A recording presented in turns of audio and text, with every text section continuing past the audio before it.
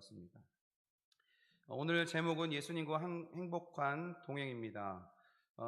이 예수 동행 일기를 또 지으시고 또 추진하고 또 진행하고 계시는 유기성 목사님께서 이 복음과 노래에 대한 공통점에 대해서 이야기하셨는데요. 첫 시간이니까 우리 저자 직각으로 함께 영상을 잠깐 보시고 말씀 이어가도록 하겠습니다. 복음과 노래는 참 비슷한 점이 있습니다. 많은 사람이 엄청난 복음을 알고는 있지만 그 복음이 실제로 자기의 삶을 기쁘게 해주지 못하는 것에 대해서 굉장히 당황해합니다. 사실 하나님이 사람이 되신 것과 예수님이 우리를 위해 대신 죽으셨다는 사실, 그리고 예수님이 그리스도시고, 그리고 주님이 우리와 함께 계시고, 그리고 우리는 하나님의 자녀가 되었다는 것, 이 엄청난 복음을 우리가 알고 있잖아요. 그런데 그 복음이 엄청난 것에 비해서 우리의 삶은 그렇게 크게 기쁘거나 감격스럽거나 감동적이거나 그런 역사가 없습니다. 그래서 많은 분들이 그저 복음을 별로 대수롭지 않게 그렇게 여기는 경향이 생기게 됩니다. 이유가 뭔지 아십니까? 복음은 노래와 같이 가사가 있고 곡조가 있는데 우리가 가사에만 집중하고 있기 때문에 그렇습니다. 여러분, 노래가 주는 감동은 가사와 함께 곡조가 함께 있어야 됩니다. 만약에 어떤 노래가 유명한 노래가 있는데 우리가 그 가사만 알고 있다고 합시다. 그러면 그 가사 자체가 의미가 없는 건 아니지만 그 가사를 읽는 것만 가지고는 노래가 주는 감동을 경험할 수가 있는 건 아니잖아요. 곡조가 함께 가서 가사가 그 곡조와 함께 들려지게 될 때 그 노래가 주는 진정한 감동을 경험하게 되는 겁니다. 복음도 마찬가지입니다. 우리가 알고 있는 복음의 내용은 엄청난 것입니다. 그러나 반드시 그 복음에는 곡조가 같이 있어야 합니다. 그 곡조가 무엇이냐면 복음 그 자체이신 예수 그리스도와의 친밀한 동행입니다. 복음이 놀라운 하나님의 능력이죠. 근데 그것이 실제로 경험이 되려면 복음 그 자체이신 예수님과의 인격적인 만남과 동행함이 따라와야만 하는 겁니다.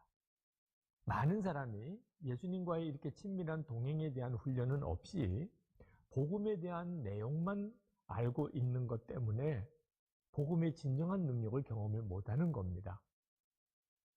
네. 그래서 복음에도 노래와 같이 가사와 또 그런 곡조가 있다는 거예요. 그래서 복음의 가사는 복음의 내용을 말하고요. 성경의 진리를 말하는 것입니다. 그런데 복음의 내용을 알고 있다고 복음의 맛을 아는 것은 아니죠. 복음에도 곡조가 있습니다. 그것이 바로 말씀하신 것처럼 복음 자체이신 예수 그리스도와의 친밀한 동행이다라는 것이죠. 예수 그리스도에 대해 알 뿐만 아니라 주 예수님을 인격적으로 알고 친밀히 동행할 때 비로소 복음은 살아있는 감격이고 능력이 되는 것인 줄 믿습니다.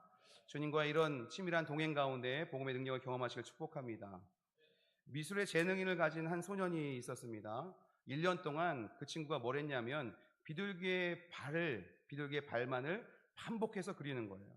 엄청난 양의 비둘기 발 그림을 그리고 나서 또 휴지통에 그린 것을 또 버립니다. 그렇게 하기를 수없이 많이 반복했죠. 이런 행동을 보면서 의아하게 생각한 사람들이 그 소년에게 묻습니다. 왜 다양한 사물을 그리지 않느냐라고 묻자 소년은 아주 천진난만하게 대답합니다. 우리 아버지가 비둘기 발만 계속 그리라고 하셨어요.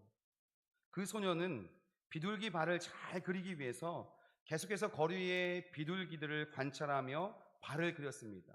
그리고 1년 후에는 비둘기의 발의 모양이 50가지가 넘는다라는 사실을 알게 되었습니다. 이 소년이 누구냐면 바로 훗날 추상화의 대가가 된 피카소라고 합니다. 일찍이 아들의 천재성을 발견한 그의 아버지가 피카소에게 관찰의 중요성을 깨닫게 하기 위해서 훈련시킨 것이다 라는 거죠. 여러분, 비둘기의 발이 50가지나 된다는 걸 여러분 아셨습니까? 저도 처음 알았습니다. 여러분, 우리도 주님을 압니다. 그런데 정말 알고 계십니까?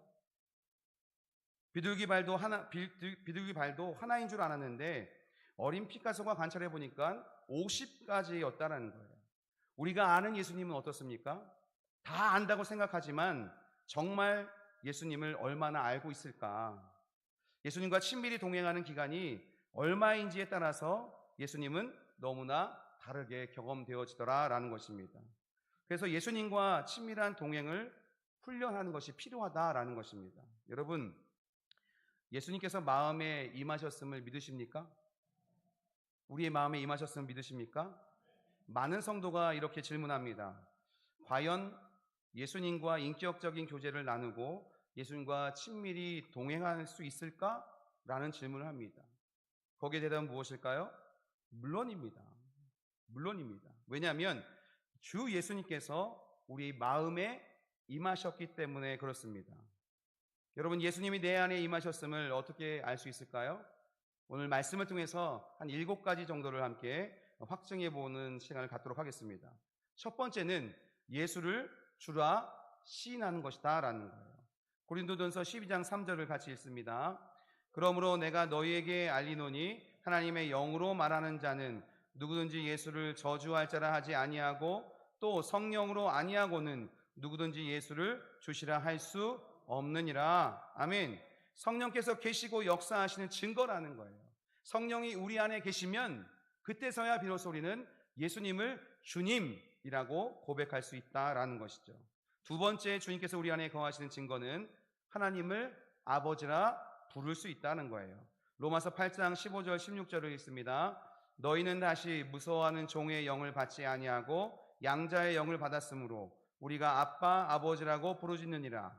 성령이 친히 우리의 영과 더불어 우리가 하나님의 자녀인 것을 증언하시나니. 아멘.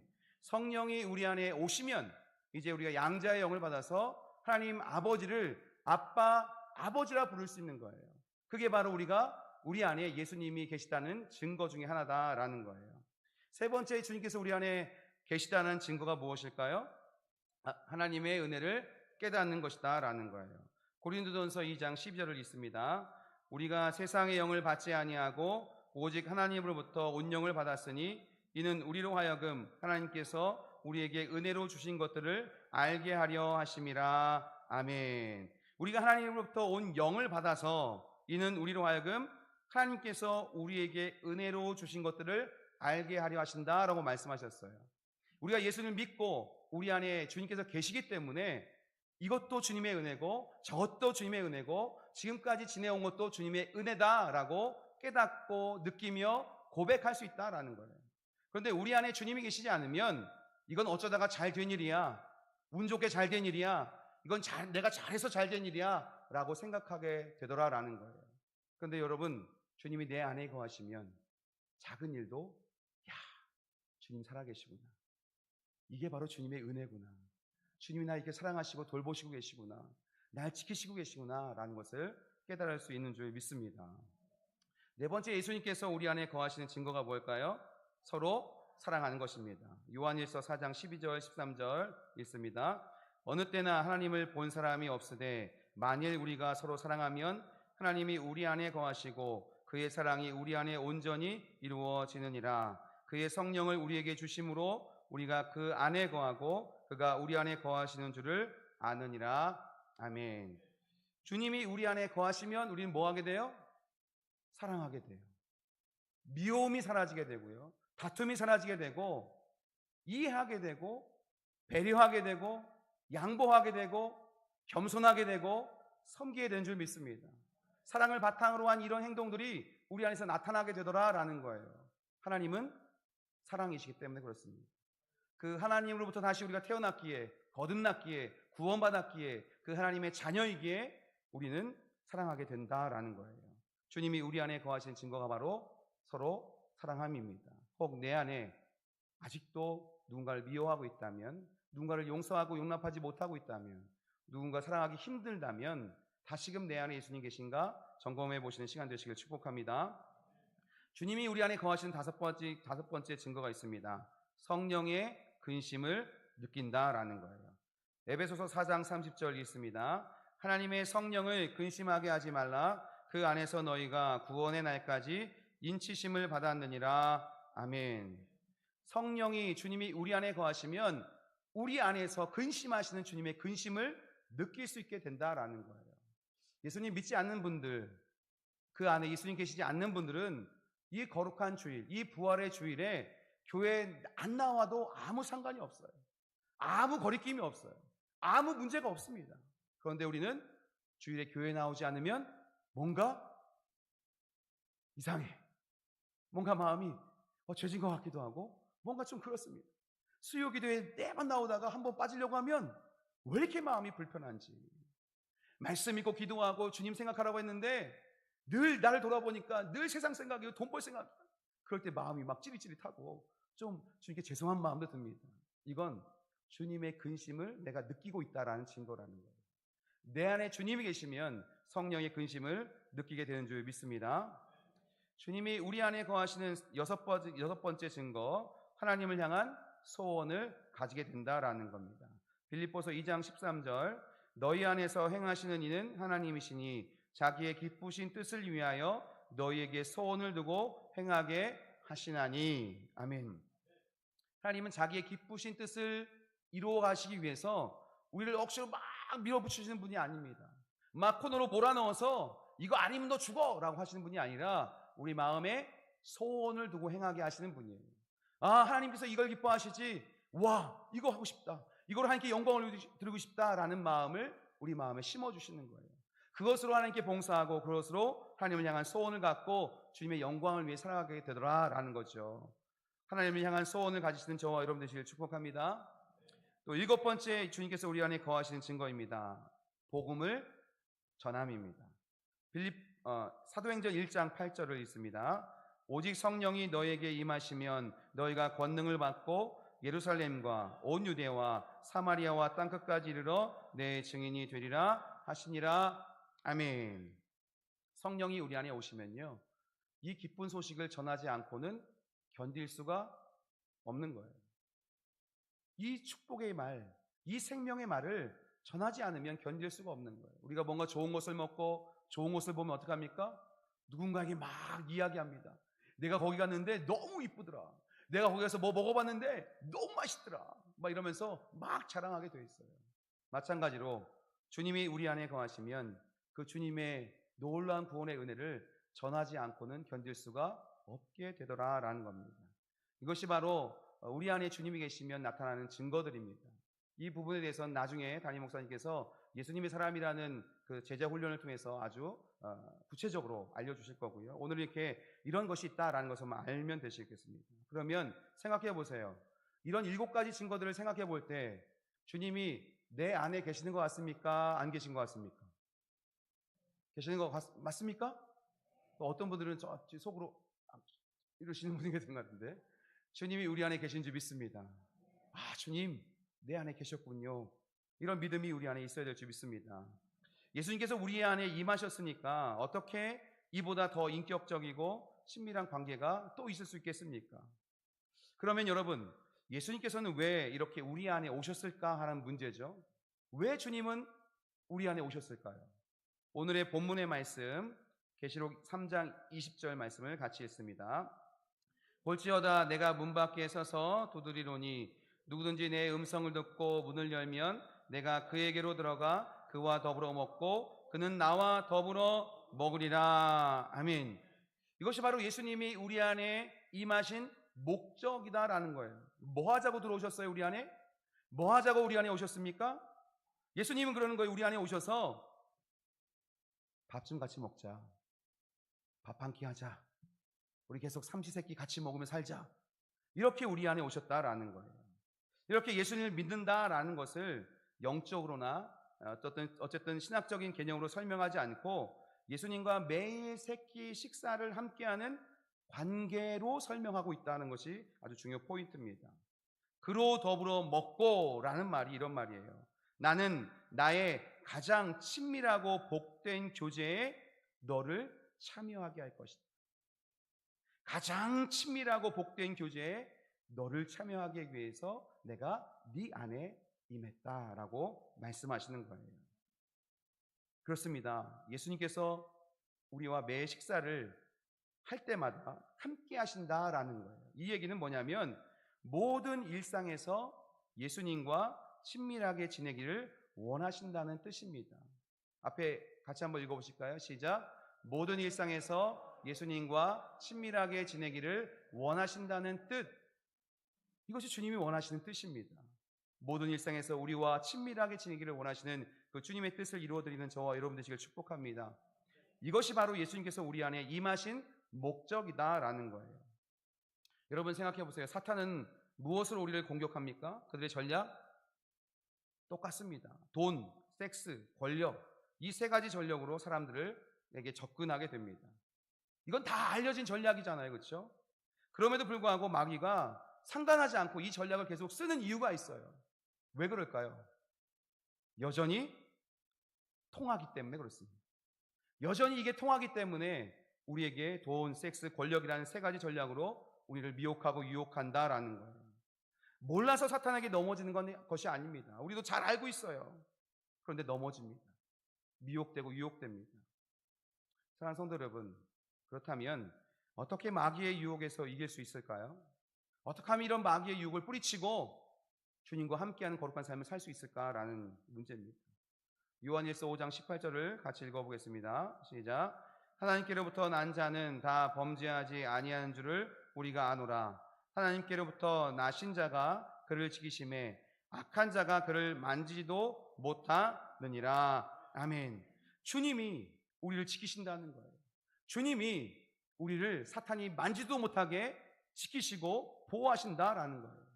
이게 가능한 것은 항상 함께 하시는 주님을 바라보는 눈이 뜨일 때만 마귀에게 무너지지 않게 되더라라는 거예요. 여러분 생각해 보세요. 우리가 미혹되고 넘어지고 상처받고 하는 일들, 뭐 때문에 그렇습니까? 어떨 때 그렇습니까?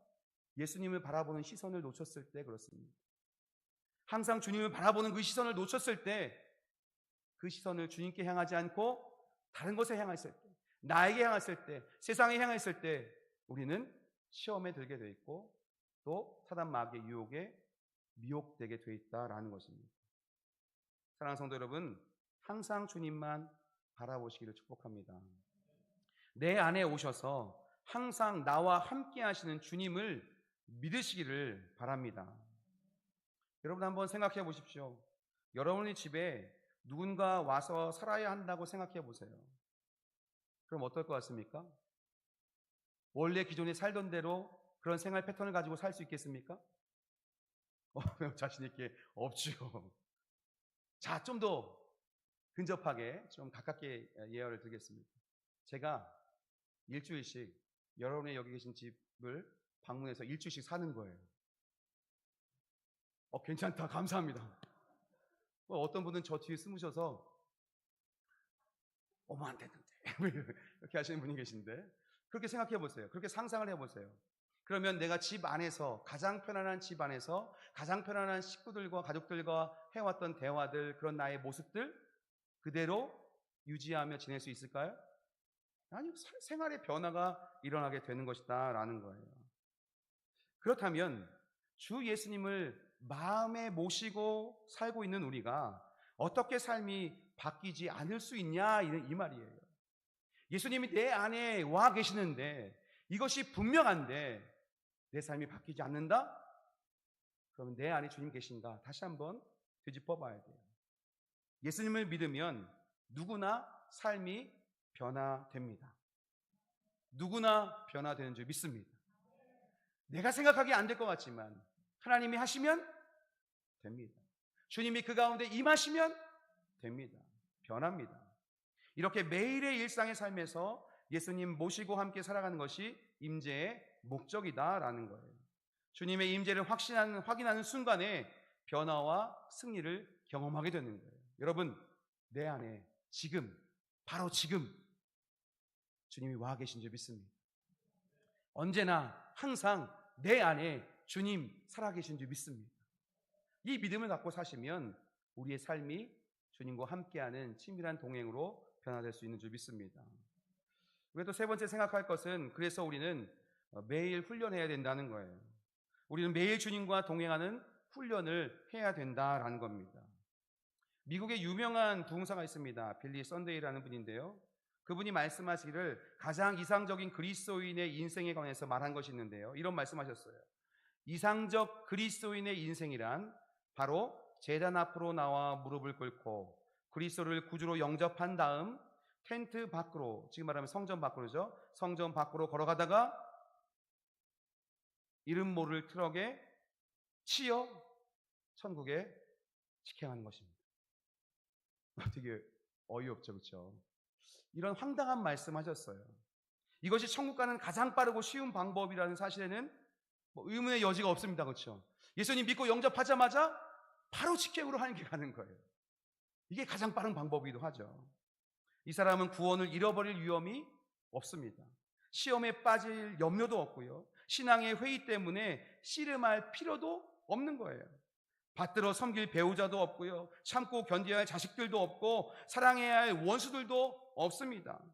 더 이상의 슬픔도 더 이상의 눈물도 없게 되는 거예요. 한순간에 영원을 맛보게 되는 것이죠. 이게 가장 빠른 방법입니다. 그렇다고 여러분 기도하실 때 주님 나갈 때 이렇게 안 되죠. 그러나 여러분 생각해 보세요. 예수님을 영접하고 난 다음에 바로 교통사고로 죽어야 한다라는 말의 의미는 아닌 거예요. 우리는 구원받은 백성으로서 때로는 구원의 문제로 갈등하기도 합니다. 시험에 빠지기도 하고요.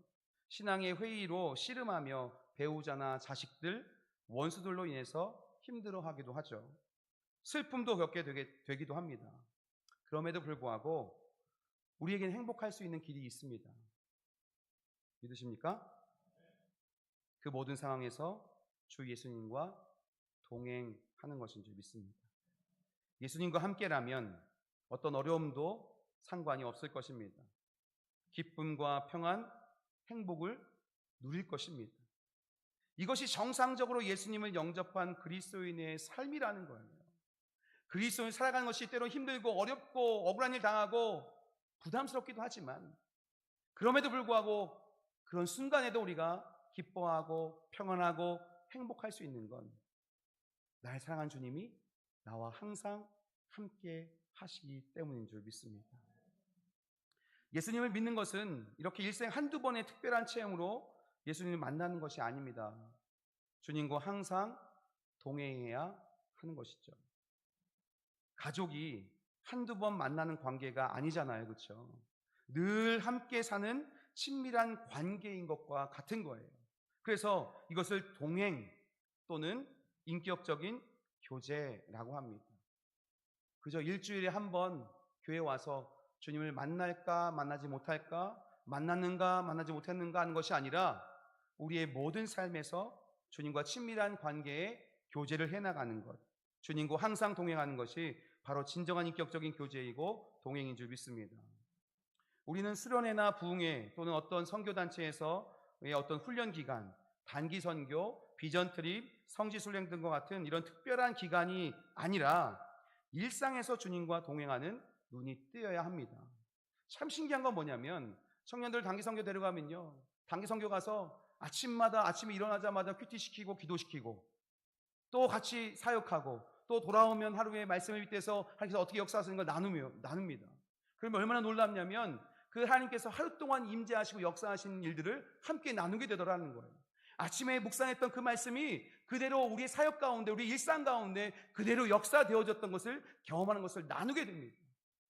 그런데 재밌는 건 단기 선교 6일, 7일 끝나고 집에 돌아가면 며칠이 안 가서 똑같아집니다. 똑같아져요. 뭐 때문일까요? 여러분, 제가 군대 가기 전에는 군대 안 가기 위해서, 방송 나와도 되나 모르겠네. 군대 안 가기 위해서 열심히 만두 공장 하시는 삼순대 공장에서 만두를 집어먹었습니다. 최대한 찌워봤어요. 와, 근데 저는 가고 제가 보기엔 저보다 더 날씬한 놈이 안 가더라고요. 이게 무슨 일이야. 그런 일이 있었어요.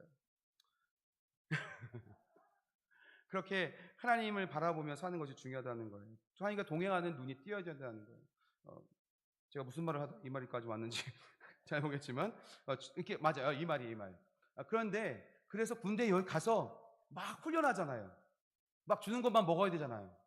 그래서 살이 쭉쭉하게 빠졌어요. 그래서 집에 와서 옷을 다 바꿨습니다.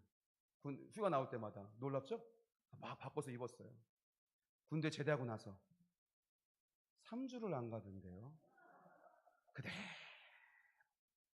참 신기하죠, 그렇죠? 우리의 모습이 이럴 수 있습니다. 어떤 특별한 기간에만 주님과 동행하는 것이 살면 안 되고 우리의 모든 일상에서 주님과 동행하는 삶을 살아야 된다는 겁니다. 일상에서 주님과 동행하는 눈이 뜨이시기를 축복합니다. 이것이 우리 삶의 최고의 기쁨이다라는 것입니다. 그러므로 여러분의 모든 일상이 with Jesus, 예수 동행이어야 할 줄 믿습니다. 그리고 이 예수 동행 얘기는 엄청난 체험이 아니에요. 늘 함께 하신다는 믿음을 갖게 해주는 것이죠. 우리는 특별한 체험을 통해서만 예수님의 임재를 경험하는 것이 절대 아닙니다. 요셉을 한번 생각해 보실까요? 요셉의 예수님과 동행은요, 바로의 왕궁이 아닌 보디발의 집에서 그리고 감옥에서 나타났습니다. 너무나 비참해서 좌절과 슬픔, 분노가 가득할 수밖에 없는 그런 상황이었습니다. 그런데 그는 하나님께서 함께 하심을 알았어요. 그래서 기쁨과 위로의 사람이 되었던 것입니다. 요셉이 특별한 체험이나 특별한 응답에 초점을 맞추어서 믿음을 가졌다면 요셉은 아마 12번도 더 넘어졌을 것입니다.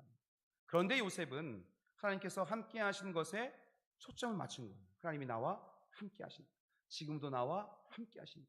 노예로 팔려갔을 때도, 감옥에 있을 때도 하나님이 나와 함께 하신다라는 믿음을 갖고 있었어요.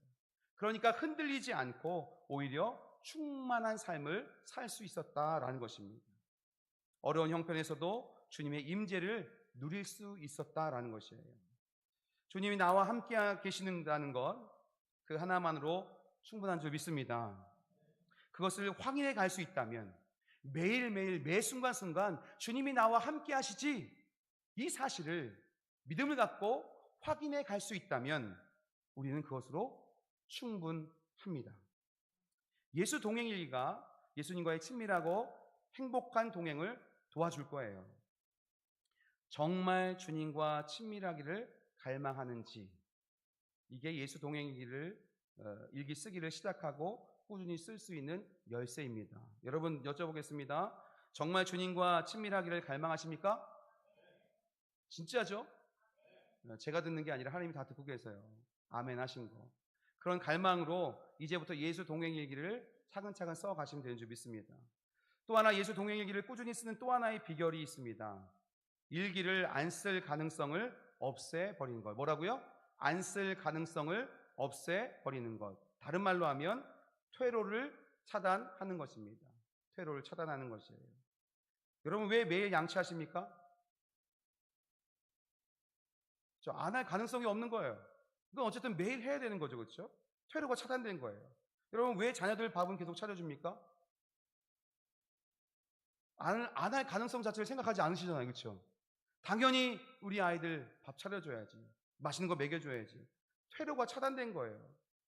제가 어제 아침 9시 출근했다가 밤 11시 넘어서 퇴근했습니다. 막 좀 그랬어요. 마음도 어렵고 막 짜증도 스물스물 올라오고, 예수 동행일기 안 써. 가서 자야지. 그런데 이걸 준비하면서 이걸 읽은 거예요. 퇴로를 차단하라. 퇴로를 차단하라. 머릿속에 계속 퇴로를 차단하라. 퇴로를 차단하라. 안 쓸 가능성을 없애라. 헐. 그래서 가서 썼어요.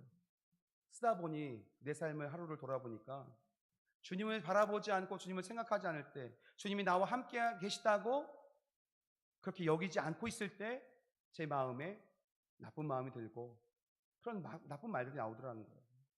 돌아보니까 하나님께서 이것도 은혜다. 나에게 왜 이 마음의 가슴에 퇴로를 차단하라 강력하게 못 박으셨을까? 이 은혜를 주시기 위한 것이다 라는 생각이 들어서 영성일기를, 예수 동행일기를 썼습니다. 마찬가지예요. 여러분 안 쓸 가능성을 아예 생각하지 마시길 축복합니다. 퇴로를 완전히 차단하십시오. 여러분 퇴로가 차단된 사람의 마음이 어떤지 아십니까? 저처럼 평안해집니다. 감사가 넘치고요, 은혜가 넘쳐요. 갈등이 없으니까 그런 거예요. 이걸 쓸까 말까, 아유 진짜 오늘 힘들고 어려운데 이걸 써야 돼 말아야 돼. 이럴 필요가 없는, 갈등이 없어요. 그냥 쓰면 되는 거예요. 그러면서 돌아보면 되는 거예요. 나와 함께 하신 그 주님을 기억하며 기록하면 되는 거예요. 그러면서 감사하면 되는 거고, 그러면서 회개하면 되는 거예요. 주님의 은혜가 우리에게 차고 넘치는지 믿습니다. 이처럼 되돌아갈 가능성이 없어짐으로 인해서 주님의 은혜를 더 깊이 누리게 됩니다. 여러분, 이렇게 한번 선포해 보세요. 저는 예수님과 함께 죽었습니다. 저는 24시간 주님을 바라보기 위해서 일기를 쓰고 또 서로를 지켜나가기 위해서 일기를 나눌 것입니다.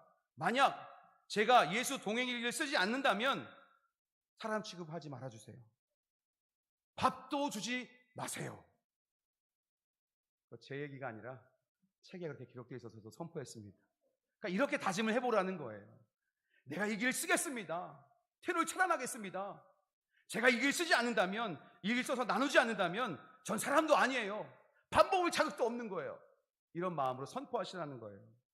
옆에 분에게 한번 선포해 보세요.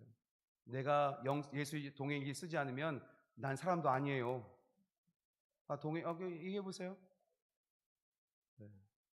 이렇게 강력하게 해야 쓰게 되지 않겠습니까? 또 말해보세요. 예수 동행일기 쓰지 않으면 밥도 안 먹겠습니다. 아이고, 다이어트 하신 분들은 쾌재를 부르시겠네요. 저는 밥 못 먹으면 쓰러집니다. 생명을 걸고 하시라는 얘기예요. 이렇게 공개적으로 가정과 교회에서 선언하고 주위 사람들에게 고백해 보세요. 그렇게 24시간 예수님을 바라보고 1년을 한번 살아보세요. 인생이 변화했음을 경험하게 될 줄 믿습니다. 그런데 너무 부담 갖지 마세요. 너무 두려워하지도 마시고. 왜냐하면 주님은요, 우리가 마음을 정하면 할 수 있게 도와주시는 거예요. 아멘. 그 하나님의 도우심을 경험하시면서 예수 동행일기 써가시기를 축복합니다. 사랑하는 명성가족 여러분, 한두 번 체험이 아니라 매일 주님과 함께 사는 이 관계의 훈련인 동행 훈련이 여러분의 모든 일상의 삶에서 일어나기를 바랍니다. 24시간 예수님과 동행하는 훈련을 통해서 변화를 경험하시기를 축복합니다. 매일 매순간 우리 주님과 친밀한 동행을 하며 행복한 여러분의 삶이 되기를 예수님의 이름으로 간절히 축복합니다. 아멘.